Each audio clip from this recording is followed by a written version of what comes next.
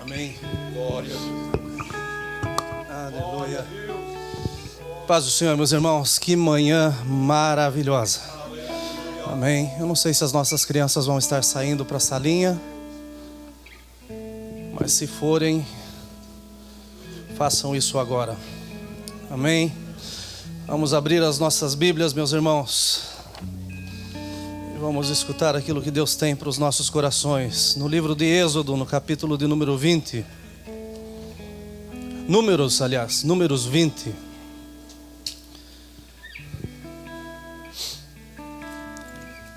Aleluia.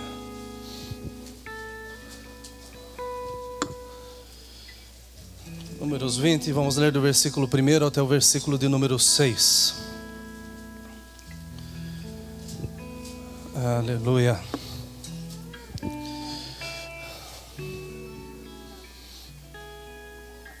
Amém? Acharam?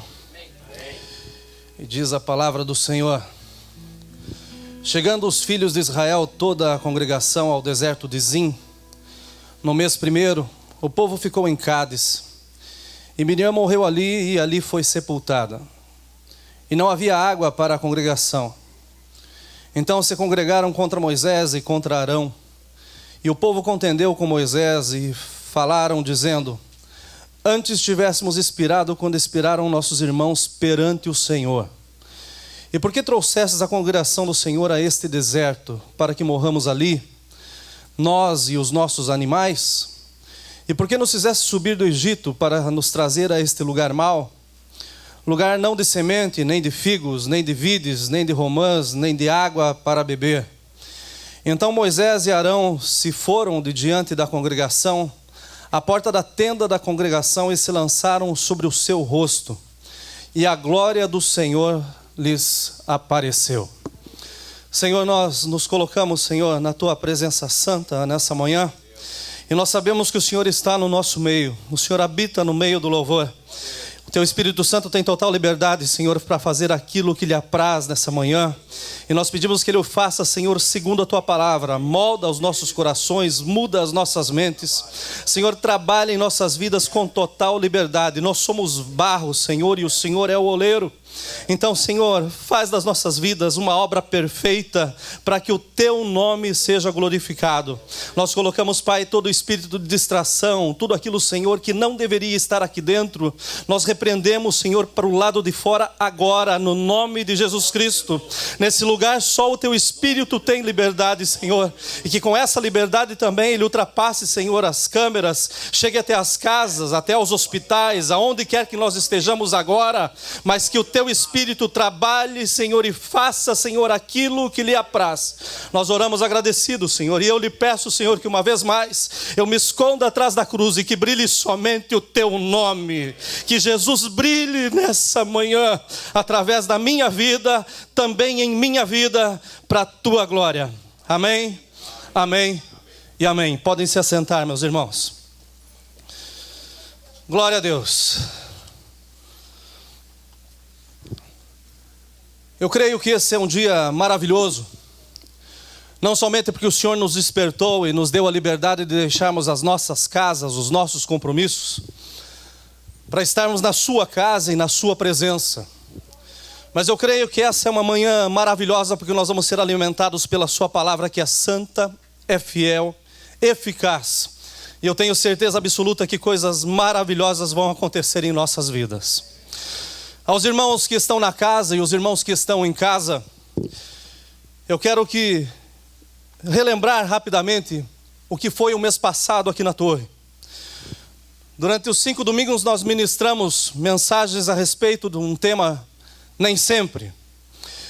E a verdade é que nós entendemos que nem sempre as coisas funcionam segundo a nossa perspectiva humana, mas sempre funcionam segundo a autoridade divina. O nosso Deus não está no controle, o nosso Deus está no comando. Ele comanda todas as coisas e na hora dele todas as coisas acontecem. Nós vimos que nem sempre os ligeiros vencem as corridas. Nem sempre os valentes vencem as batalhas. Nem sempre os sábios têm o que comer. Nem sempre os prudentes ficam ricos. Nem sempre os inteligentes ocupam altas posições. Porém, se você se deu ao direito de ler todo o texto e não somente o versículo de número 11 do capítulo 9 de Eclesiastes, você se defrontou com o versículo de número 12. E esse versículo fala assim: que também o homem não conhece o seu tempo. Deus conhece o tempo. Como os peixes que se pescam com a rede maligna, e como os passarinhos que se prendem com o laço, assim se enlaçam também os filhos dos homens no mau tempo, quando cai de repente sobre eles. Eu creio que é interessante nós lermos sempre o capítulo inteiro, e por que não o livro todo, para que nós tenhamos uma visão completa e não parcial das coisas que Deus quer tratar com a igreja. A minha proposta nessa manhã em Deus, eu despertei bem cedo, fui para os pés do Senhor Jesus, e essa palavra é fresca para nós, é agora. O Senhor quer falar conosco, e Ele me inspirou através do Espírito Santo a falar com os filhos dos homens, que supostamente pensam que são sempre as vítimas do nem sempre de Deus. Filhos que pensam que estão se enlaçando no mau tempo. Mas hoje o Deus que cuida de todos os tempos, e não somente do tempo bom, está aqui para fazer com que o mau tempo seja transformado em glória para a sua própria majestade. Nós temos muitos brasileiros, temos muitas visitas na casa. E temos pessoas ao redor do mundo que estão nos acompanhando das suas casas hoje. E isso para nós como igreja do Senhor é uma honra. Porque o que nós queremos trazer a vocês é o genuíno evangelho, é a palavra sem mistura. É uma porção que alimenta, não simplesmente enche, mas é uma porção que transforma as vidas. Então para nós é uma honra. E é uma honra saber que existem brasileiros, e nós como brasileiros, com a nossa cultura, nós somos sempre levados em muitas situações a sermos cópias de outras nações. Todos aqui sabem que a maioria dos programas de televisão no Brasil são cópias particularmente dos Estados Unidos. Todo mundo sabe que hoje em dia você vai num shopping, embora o tempo que você esteja aqui, mas se você não souber um pouco do inglês, você vai no shopping e você passa fome na rede de alimentação, na praça de alimentação, porque a maioria das propagandas são redes americanas. Ou seja, a cultura de outras nações estão chegando e entrando com muita força no Brasil. E não entram somente as coisas boas, mas as coisas ruins também entram. Porque na América se fala muito sobre estresse, deu uma acalmada agora por esses dias, mas era o prato do tempo. Todo mundo falava em estresse. Qualquer coisa você dizia, você está estressado. Mas numa das últimas viagens que eu fiz para o Brasil, eu voltei com bastante animado, por causa das conversas que eu andava ouvindo. E a moda naquele momento era dizer que todo mundo havia surtado. Todo mundo falava, e fulano como está? Esse surtou, e aquele surtou também. E o outro surtou, e aquele outro está surtando. Ou seja, todo mundo estava surtado. Não era estressado, mas estava surtando. A conversa na mesa, a conversa no final dos cultos, no ponto de ônibus, nos correios, no mercado, na praça de alimentação, nas lojas, em todo lugar era isso. Olha, fulano surtou, ciclano surtou, olha, Beltrano também surtou. E eu escutei tanto isso lá que eu quase surtei também no meio do povo. Mas, graças a Deus que a passagem de volta não era tão longa. Então eu vim para casa, mas vim com essa palavra, surtou. E daí você fica olhando as pessoas e fica dizendo, esse está surtando, aquele surtou. E você já tem o verbo inteiro para falar de todo mundo. Mas essa semana teve um post no Face, eu achei interessante, porque a irmã Vane colocou um post sobre uma conversa dos dois filhos. São duas crianças, eu creio que o maior tem 5 anos. E ela escutou ele falando no quarto para a irmã menor, durante uma brincadeira, ele falou assim, olha, eu estou frustrado. Eu estou frustrado com você, você não entende o que eu quero. Ou seja, crianças estão surtando. A verdade é que essa questão de frustração ela é muito comum. Essa questão de você dizer que está surtado ela é muito comum. Mas a verdade é que nada mais é do que o homem que está se enlaçando no mau tempo. É o homem que não está suportando as condições, as situações que está passando. E daí ele vai de acordo com aquilo que parece ser moda. E com o mau tempo, assim como os pássaros e assim como os peixes, eles acabam caindo nas arapucas ou acabam caindo nas redes. E pelo fato de não achar uma saída e de terem os seus olhos postos na situação e não no plano, porque nada acontece na nossa vida que não seja permissão do nosso Deus. Mas daí a pessoa fica com o olho na situação e não no plano de Deus, ela não consegue ver a saída. Mas o nosso Deus, Ele não só vê a saída, Ele vê a entrada, e Ele está conosco durante o momento e sai conosco e nos dá vitória em todo o tempo. Mas as pessoas acabam vendo a situação e acabam agindo precipitadamente e sem controle. O surtar é isso, é você perder o seu controle. E um dos lugares que as pessoas mais surtam, com mais frequência, é no trânsito. Se você colocar surtar no YouTube, ou road rage no YouTube, vocês vão ver que existem incontáveis vídeos de pessoas que surtaram no trânsito. Apareceu um até de uma ex-presidenta que surtou no gabinete esses dias, mas detalhes. Eu particularmente, para começar o meu dia bem, eu tenho que sair de casa antes das 6 da manhã, porque a minha help ela mora no final da Hillsboro, passando a 275. Então para sair da minha casa até a casa dela são 12 milhas. E se eu sair depois das 6 da manhã, meus irmãos, ninguém anda na Hillsboro. O tráfego é pesado. Na verdade é ridículo o que acontece no trânsito. E é ridículo a forma como alguns dirigem no trânsito também. E não são só mulheres, podem ficar tranquilas.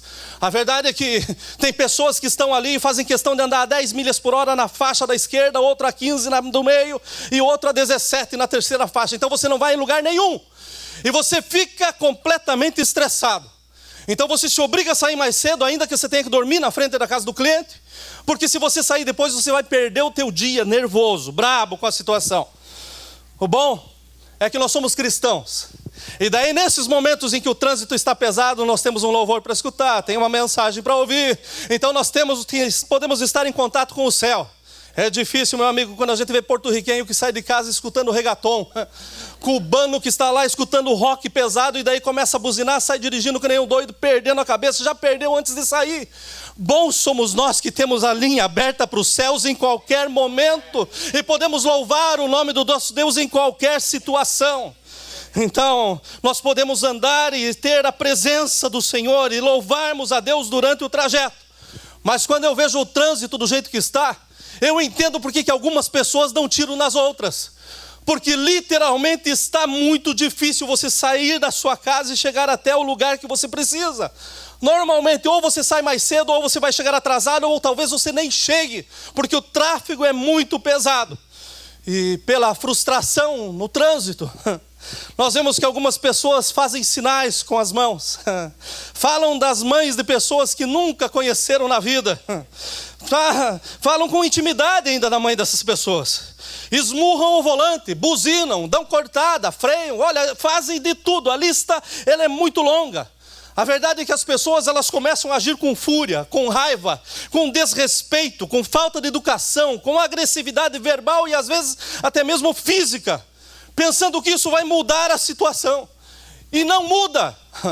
A única coisa que muda é que essa pessoa fica ainda muito mais irritada. O único resultado disto é que o sangue ferve, o coração dispara. Mas as pessoas podem até mesmo explodir e ter esse momento de surtar. Eu estourei no volante. Eu perdi a minha cabeça. Eu saí de mim, eu perdi o meu controle. E as consequências dessas explosões acompanham as suas atitudes impensadas. Na realidade, na maioria das vezes não é o trânsito culpado por essas explosões humanas. Mas existe uma probabilidade muito grande que estas explosões ocorram no trânsito. Porque pelo fato de dirigir em qualquer lugar do mundo, meu irmão, e mesmo sem ter, parece que a gente tem uma segunda jornada de trabalho. Quantos aqui que não gastam pelo menos 40 minutos para vir até o trabalho e para voltar do trabalho para casa? Pior ainda quem mora em Holiday ou também lá em Land O'Lakes, que daí fica mais difícil ainda. É 1 hora de trânsito. Mas como eu sou patrão, daí eu chego às 11. Amém, irmão Rodrigo? A verdade é que o trânsito é pesado. A verdade é que nós temos dirigido tanto e andado tanto, e nós estamos às vezes perdendo o nosso tempo no meio do trajeto. E sem dúvida nenhuma, Quando as pessoas se sobrecarregam no trajeto, elas explodem. Chega um momento em que elas não aguentam mais a pressão e explodiu. Na psicologia clínica, meus irmãos, dentro da matéria da resolução de conflitos, eu quase estou me tornando psicólogo através do Google. Isso é maravilhoso. Mas existe uma matéria chamada resolução de conflitos. E eles chamam isso de gunny sacking. Ou seja, é quando alguém silenciosamente coleta irritações, frustrações, vai colocando isso num pacotinho, vai guardando tudo isso. E de repente, quando vem um fragmento ou uma pena sobre a sua vida, é o suficiente para ela arrebentar. Ninguém surta por um problema, mas surta porque tinha um caminhão de problemas que não foram resolvidos ou foram mal resolvidos. É isso que essa matéria fala. Gunny sacking é quando você, maridão, não entende por que a sua esposa explodiu quando ela achou o seu par de meia em cima da pia. E daí você fala, foi só um par de meia. Mas para ela não foi só o par de meia, foi você ter esquecido de dar um presente no dia dos namorados. Foi ter esquecido o dia do aniversário dela. Não lembrar do aniversário de casamento. Você passar batido em tantas datas que para ela é importante, mas você acaba esquecendo. Então ela vai guardando. E quando chega a meia, meu querido, ela arrebenta, ela explode. E com razão. Mas você também, esposa, que não entende quando o maridão explode, quando ele vê a conta da cabeleireira.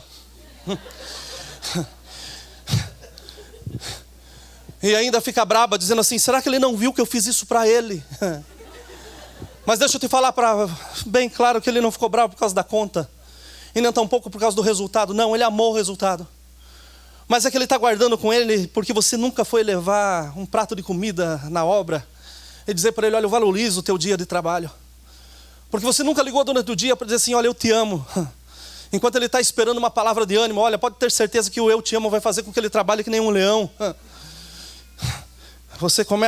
Ele começa a guardar as coisas. E já essas coisas vão se avolumando. Você entra na dieta e só faz abobrinha e chuchu. E daí quer fazer bolinho de carne quando o cidadão ama picanha.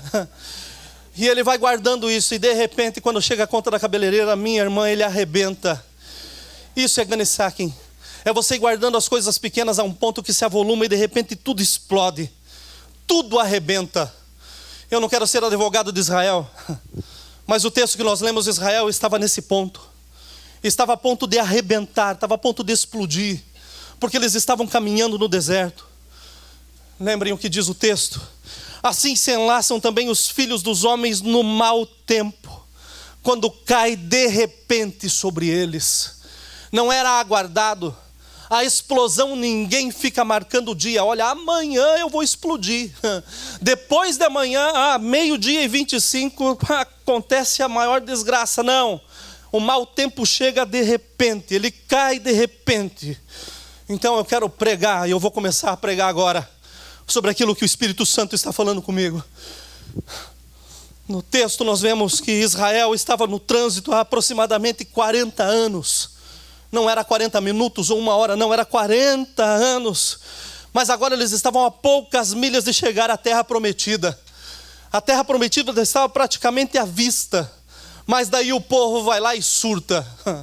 O povo fala assim, olha, agora não dá mais, agora eu vou explodir. Olha, essa falta de água agora foi a gota que bastava para fazer com que o balde transbordasse. O problema, meus irmãos, não era a falta de água, mas a falta de água foi a pena que faltava, foi o pingo que faltava sobre os seus cansados ombros. 40 anos andando no deserto, 40 anos procurando uma terra que manava leite e mel, 40 anos para chegar naquilo que Deus tinha prometido. O maior erro foi estourar a poucas milhas. Eles deveriam ter permanecido no Senhor, eles deveriam ter esperado no Senhor que os havia guardado até aqui. E nós estamos numa caminhada, porque nos falaram que o céu está logo ali, Canaã está chegando, mas tem muitas pessoas que estão explodindo, porque já não aguentam mais o cansaço, mas o Senhor nessa manhã te manda refrigério para a tua alma. Aleluia, aleluia. Como resultado desse fardo excessivo, o fruto de Israel foi a ingratidão com Jeová Jirê. Uma ingratidão tão grande, pois por 40 anos não faltou maná no deserto.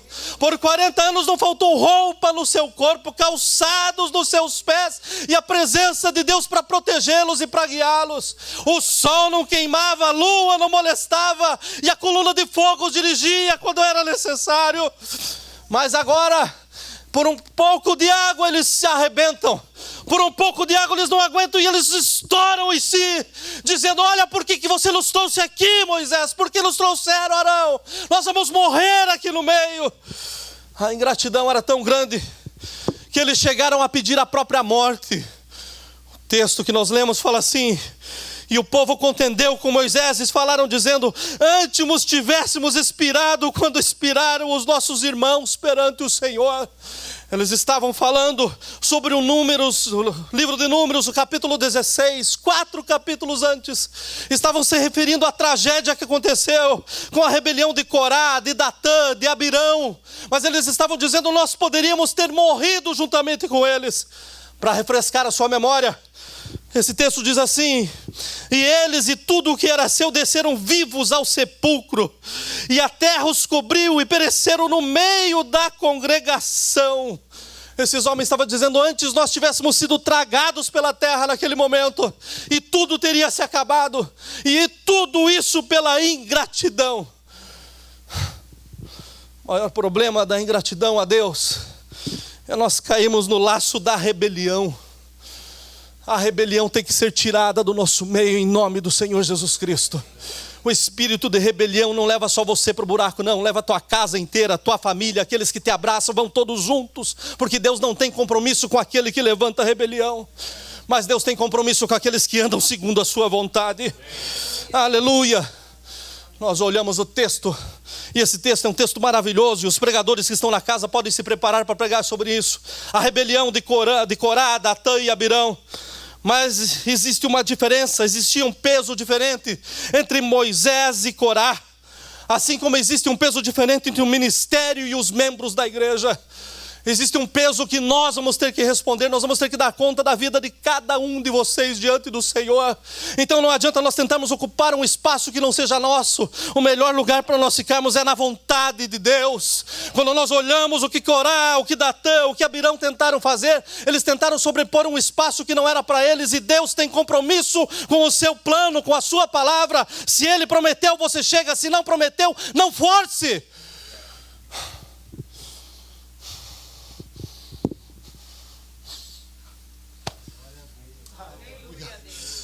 Aleluia. Aleluia. Todos nós seremos julgados. Ninguém aqui vai passar por carteiraço quando chegar diante de Deus. Era pastor da Torre Forte, entra. Tinha 30 anos de ministério. Para a fila, filho. É individual. Cada um de nós vai dar peso e resposta daquilo que nós fizemos. Corá pagou com a sua própria vida, mas o Senhor está aqui para renovar a sua vida enquanto é tempo. Nós seremos julgados, porém os pesos serão diferentes, e esse peso pesa no meu ombro. Todas as vezes que me chamam de pastor, a minha perna treme. O meu coração, ele vive desmanchado diante do Senhor, porque eu sei que eu vou ter que dar conta sobre todas as coisas que eu faço em nome de Deus. A verdade é que existe um peso, mas o que importa aqui nesse caso é que os ingratos israelitas estavam sendo levados ao extremo pelo nosso Deus. Não era o diabo que os levou para o deserto, não foi o diabo que secou a água, não foi o diabo que pesou a vida deles, não. Era Deus levando esse povo ao extremo. E eles estavam preferindo ter morrido 4 capítulos antes.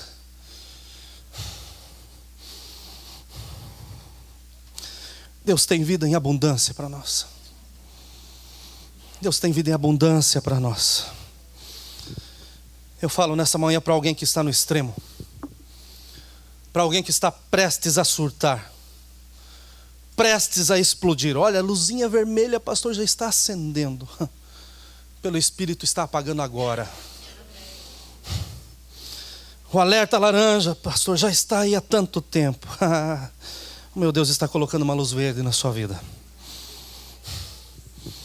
Eu falo com você que está pronto para explodir. E eu te lembro que através da palavra de Deus, Deus não nos dá peso que nós não possamos suportar. Ele conhece a nossa estrutura. Deus é Deus de vivos, não de mortos. Deus não queria esses homens mortos, mas Ele não aceita a rebelião. O nosso Deus é justo, e pelo fato dele ser justo, Ele age da forma como Ele quer, e cabe a nós aceitarmos as mãos de Deus fazendo. Mas Ele fala conosco nessa manhã. O deserto que nós estamos passando não é o nosso destino. Aleluia, aleluia. Mas faz parte do trajeto. Aleluia. Faz parte do trajeto. Israel só encontrava vitória quando saía do deserto. Mas no deserto Deus sustentava. Aleluia. Meu irmão, Canaã está logo ali. Nós estamos indo para casa. Portanto, sigamos e prossigamos sem nos cansar, sem reclamar, sem contender, sem nos rebeliarmos, sem fazermos com que o Deus seja completamente constrangido como se Ele fosse injusto. Mas sigamos a carreira que nos está proposta. E a carreira é esta, é seguir os passos do Mestre para chegarmos aonde Ele está preparando uma mansão para nós. Vale a pena confiarmos no Senhor. Depois de anos,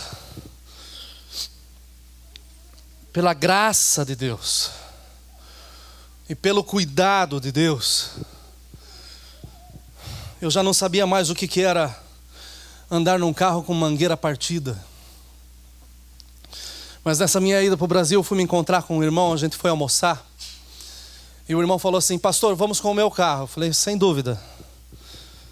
E quando eu entrei no carro do irmão, eu vi que tinha uma porção de garrafa d'água no lado do passageiro. E a gente não precisa ser espiritual para reconhecer algumas coisas. Um sol danado, o carro sem ar e o vidro não baixava.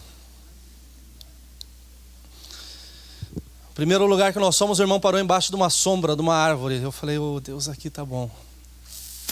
O sol moveu. Quando voltamos para o carro, parecia uma estufa. E daí o irmão olhou para mim e falou: pastor, só um minutinho, o senhor me dá uma ajuda, segura o capô, tem que pôr uma aguinha aqui. E ele pega a água que estava dentro do carro, que eu acho que estava mais quente do que a que estava no radiador. E daí, além de pôr a água e a água ter que fazer o seu trabalho, nós tivemos que ficar sentados do lado de fora do carro esperando com que o carro se refrescasse. Seria bom se fosse só isso, mas eu fiquei o dia inteiro com esse irmão. E foi o dia inteiro parando o carro na sombra, colocando água no radiador. E no final eu falei: meu irmão, arruma essa mangueira, pelo amor de Jesus Cristo. Mas existem momentos na nossa vida que a gente tem que parar. Porque a gente está muito quentinho, muito aquecido. Então, se tem uma sombra que eu amo, é a sombra do onipotente Deus. E daí eu me coloco ali, em pouco tempo existe um refrigério para minha alma, para minha vida. Ele providencia água fresca, água limpa.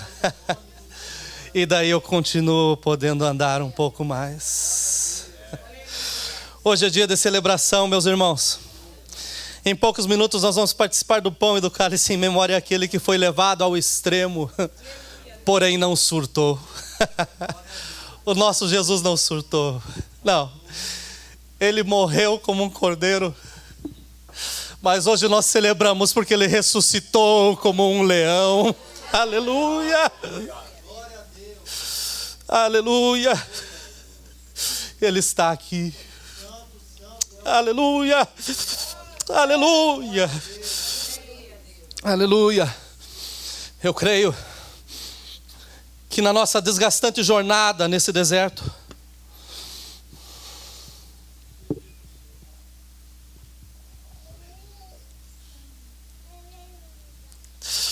as situações da vida, as lutas, as dificuldades, elas estão nos superaquecendo.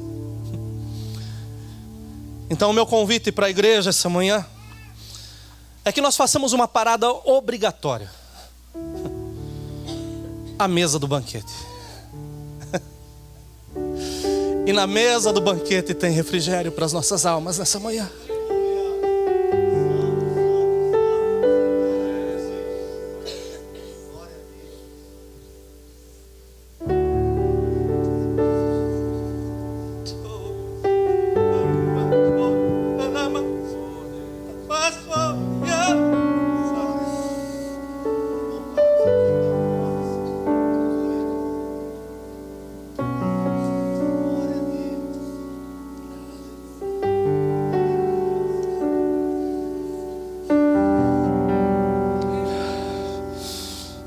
Israel estava surtando porque queria água. Nessa manhã nós celebramos porque nós temos sangue de Jesus Cristo. Sangue é vida, meus irmãos. Então não desista. Não desista. Porque pelo sangue nós temos perdão.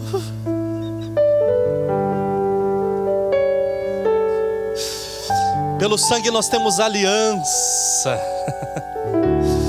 Pelo sangue nós temos sustento. Pelo sangue nós temos paz. Pelo sangue nós temos refrigério. Pelo sangue nós temos comunhão um com os outros. Pelo sangue nós temos a vitória garantida. Então é tempo de nós adorarmos ao Senhor.